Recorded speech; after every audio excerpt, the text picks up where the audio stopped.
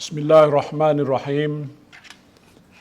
In the name of Allah, the most gracious and compassionate, heads of states, heads of governments, Mr. Naotoshi Okada, Chairman and Group Chief Executive Officer, Nikkei Inc., Mr. Yoshi Hasebe, President and Chief Executive Officer of Nikkei Inc., Excellencies, distinguished guests, ladies and gentlemen.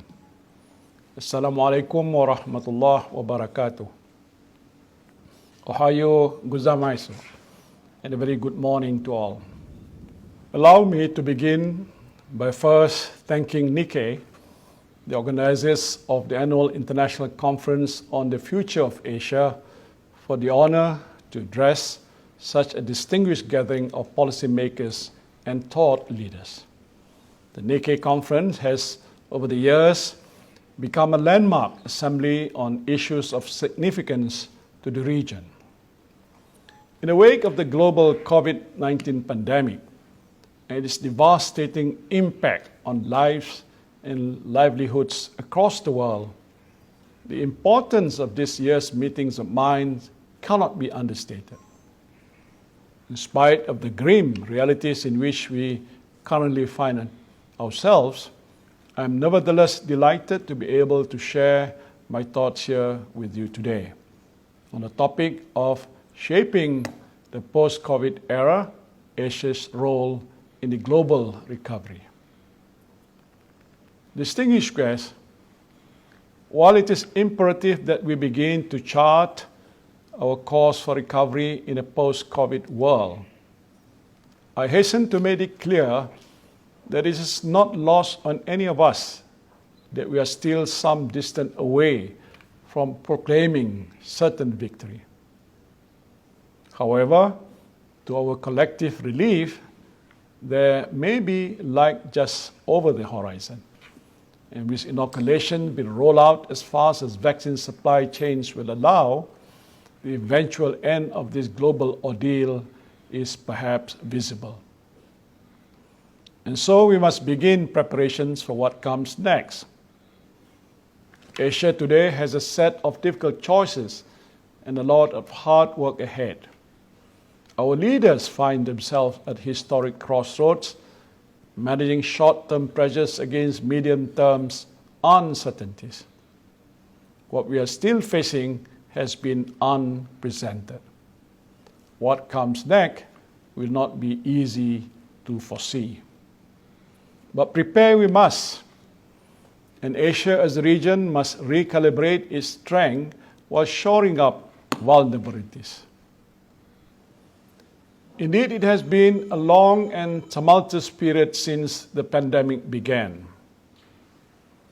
The World Health Organization sadly indicated that as at 16th of May 2021, COVID-19 infections stand at 162.2 million cases with 3.4 million deaths worldwide at a 2.1% death rate. Meanwhile, in the same period in Malaysia, there were 470,110 confirmed cases with 1,902 deaths at a 0.4% death rate. Malaysia, like other countries, had to undertake periodical circuit breakers to minimize the spread. The tectonic shifts brought upon by the movement restrictions of people and goods, however, have amplified weaknesses in our socio-economic structure, and these weaknesses necessitate nothing short of an overhaul of our approach to public health, models of economic growth, and international cooperation framework, amongst other things. Now, owing to the sheer complexity of the pandemic's fallout, policymakers at all levels have been confronted with having to perform difficult and sometimes near impossible juggling act. Governments have had to strike a balance between protecting lives and livelihoods, as well as maintaining fiscal space and avoiding higher debt burdens. During these extraordinary times, the trade-offs between accuracy, speed, and effectiveness in policy prescription have become widely apparent. For its part, Malaysia, like most countries, have responded to the pandemic by reinforcing its public health infrastructure, expanding social protections, and extending support to businesses. Over the past year, we have unveiled 6 economic stimulus packages with a total size of 340 billion Malaysian ringgit, which is equivalent to 83 billion US dollars, or over 20% of our GDP. And this encompasses a wide range of social initiatives from loan moratoriums, wage subsidies, and direct cash transfers to businesses initiatives such as repayment deferments, working capital loans, and credit guarantees. And to date, nearly 3 million workers have benefited from the wage subsidy programs, and more than 8 million Malaysian families have received the emergency supplementary cash transfers in various forms. Now, though the pandemic is primarily a health issue, it goes without saying that it brings forth a multi-dimensional crisis. Allow me to elaborate on what I think are the 3 key challenges for Asia's future and offer perhaps the corresponding ideas for further deliberations in the conference.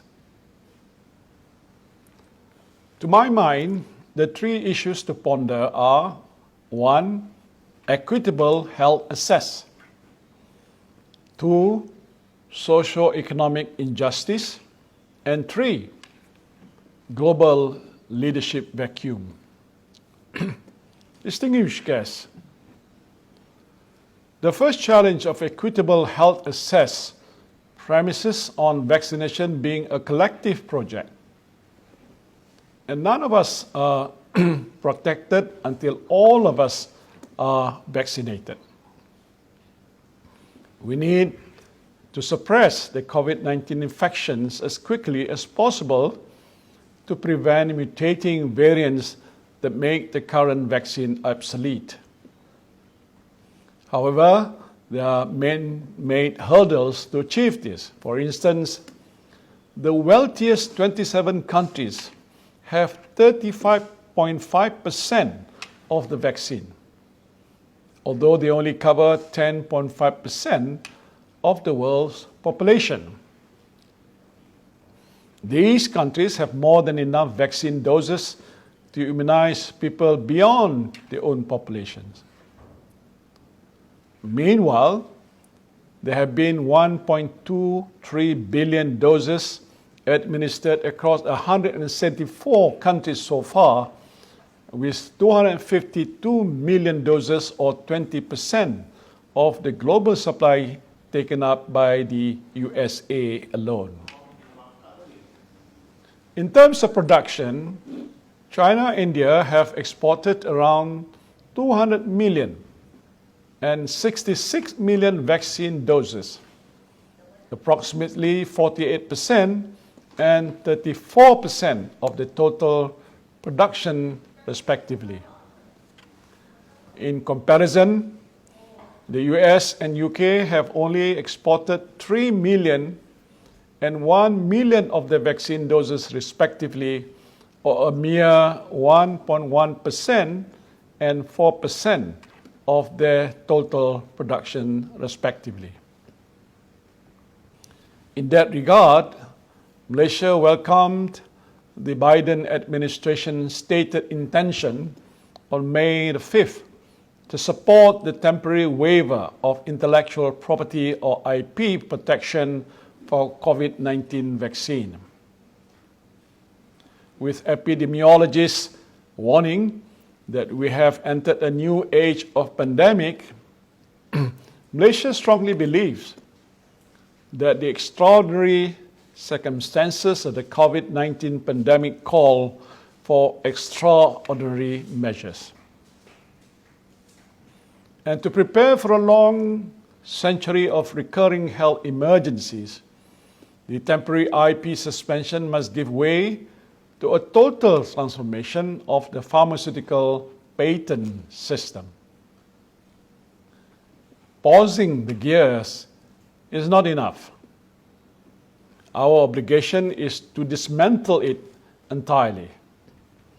And Asia must lead the way in open up patent protections to produce cheaper generic versions of life-saving medicines for critical diseases from COVID-19 to HIV/AIDS. Now, based on the United Nations Article 25(1) of Universal Declaration of Human Rights, it is high time for these innovations, drugs, vaccine, medical devices, etc., to be brought out of the purview of individual patent rights and for global property rights to be created instead.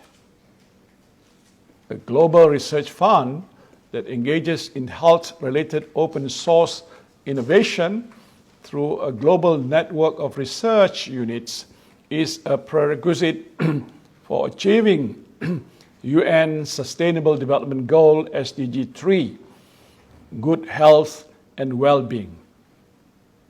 The units in this network can carry out coordinated research, clinical trials, and knowledge sharing. Researchers need to abandon the competition to generate private profits in return of an enhanced social welfare. For Asia to effectively prevent and fight pandemics, we need to shift from a purely nationalistic approach to health services to investing in health as global public good. Treating health infrastructure as a global public good would mean Asia as a whole treats health the way many individual countries treat their education, security, the environment, in essence as a critical piece of the global commons supported by a collective investment for the benefit of all. Distinguished guests, the second challenge is there are growing cries from the 99% of the global population with regard to socio-economic injustice.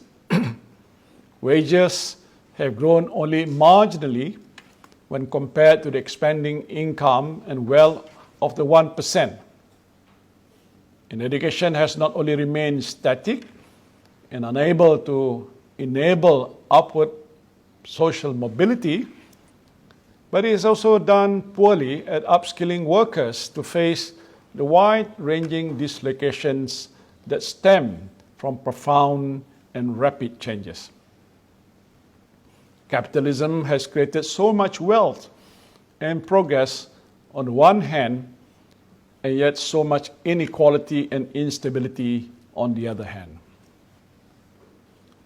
For starters, gross domestic product, GDP growth, should not be viewed as an end in itself. Post-pandemic, it must be replaced by a more humanistic measures of the economy's health and citizens' well-being. Public policies must focus much more on the needs of the most vulnerable who want to live and earn with dignity rather than focusing excessively on making it easier for big investors to increase their wealth with hopes of trickle-down economic effect. The new dashboard of metrics to assess a society's health, such as measures of inequality and economic vulnerability, or whether growth is financially and environmentally sustainable need to be promoted as part of the recoupling of economic growth and social equity. The great economic divergence of recent decades have resulted in pockets of concentrated wealth both amongst and within nations. And it is partly due to increasing returns from capital input, sometimes inherited or accumulated over generations, compared with the stagnant returns from labor input. In hindsight, there is a need to also to reconnect the financial markets economy with the real economy. The relatively cheap debts that currently fuels financial markets' higher return does not translate into a better real economic performance or job creation. Asia has to wholeheartedly tackle market failures. Underneath the abundance of the few lies a high degree of inequity. Poor countries, and people aren't poor because they don't work or try hard. In many instances, poverty and exclusion comes from working in an unfair system where the weight of privilege outweighs the possibility for hard work to translate into social mobility. A new Asian institution have to be created to level the playing field and to build a future where people of all backgrounds can excel and be judged not by the circumstances in which they were born, but the content of their character, to paraphrase the famous word of Dr. Martin Luther King Jr. The third challenge comes from global leadership, or rather lack thereof. Globalization has changed the way infectious diseases spread throughout the world, but yet we still lack an effective system of global governance that can respond to these threats at speed and at scale, particularly when the forces of nationalism and isolationism still occupy influential positions of global power. Hence, the UN, not for the lack of effort, has struggled to reach on a landing that would emphasize the urgent need for international cooperation to fight the pandemic and call for a truce in conflicts around the world. We have yet to see the kind of urgency of the meetings at the UN Security Council, nor the global heads of state coming together to organize, for example, global supply chains in managing the pandemic. The international community urgently needs to agree on a common platform for driving a long-term recovery that is consistent with the UN's 2030 SDGs. Yet, whereas the G20 leaders came together in the aftermath of the 2008 financial crisis to help save the world economy from a deeper collapse, we are now facing an unprecedented lack of global leadership. There is a trust deficit between the world's so-called superpowers over conflict on trades, technology, and other geopolitical issues. The fact of the matter is, no country has the exclusive resources to deal with this crisis in a singular way. And only by placing humanity, sustainability, and justice at the core of the global response can we hope to effectively tackle COVID-19 and other existential threats.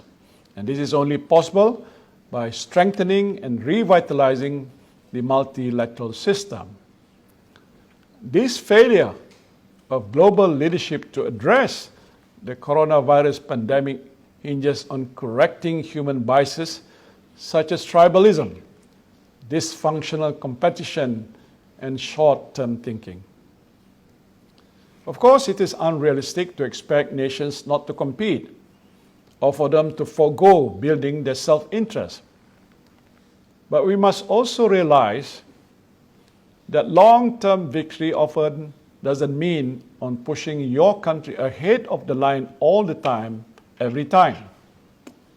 Certainly, one posits that in the post-COVID-19 world, it will be the countries who are most generous, who build bridges rather than walls, and who bring their neighbors together rather than drive them away, who will be successful. Success depends on whether Asian regional institutions can strengthen themselves with more robust conflict management mechanism and move towards a flexible view of state sovereignty. By demonstrating the ability to share leadership with the region's weaker states in managing its security and economic conflict, Asia's emerging powers can gain global credibility and trust. It can facilitate a substantive contribution to global governance from a position of leadership and strength. The time is ripe for Asia to make a serious collective bid for global governance sake. Distinguished guests, in conclusion, our journey forward in many ways has only just begun. But Asia cannot afford to be short-sighted. Asia has to take in the bigger picture that there are many other things that are impacting humanity, such as inequality and climate change, among others. Rather than putting off these bigger challenges, Asia needs to seize this ongoing crisis as an opportunity to help forge a more just, equitable world. There can be no return to status quo. There can be no recovery without an Asia recovery. We stand here today not to celebrate our victory over pandemics nor poverty yet, but to be reminded of the perpetual struggle against the common enemies of man: disease, poverty, and tyranny. We should foster, at the very least, a regional bulwark against these enemies of humanity. Failure to make global health a common public good, failure to close the great divide in social justice, and failure to assume a compassionate global leadership will condemn future generations to a world rife with political disorder and instability. On the other hand, by standing together and taking the lead, our greatest centuries can be ahead of us, not behind. If Asia chooses to use our upcoming status and influence to raise our voices on behalf of those countries who have no voice, if we choose to identify not only with the powerful but with the powerless, this won't be a mere restart of the Asian economic century, but an enlightened Asian millennium. On our part, Malaysia pledged our best efforts, no matter how small, to break the bonds of pandemic misery, to cut the chains of poverty, and to relieve people affected by tyranny. We have to help in every way we can, not because we want their commerce, not because we seek to extend our geopolitical emphasis, but because it is the right moral thing to do. To our Asian brothers and sisters, we offer our utmost to convert our good words into good deeds in the new Asian Alliance for Progress. But this peaceful framework at home cannot become the prey of jostling powers for supremacy. These alliances of sovereign states should be a shield for the voiceless and the disadvantaged. Last but not least, the world is definitely different now from our Asian forefathers. But God willing, with all the ingenuity and perseverance of the new collective, the ability to abolish human diseases and poverty may very well be ushered by a new Asia. I thank you. Wabillahi taufiq wal hidayah. Assalamu alaikum wa rahmatullahi wa barakatuh.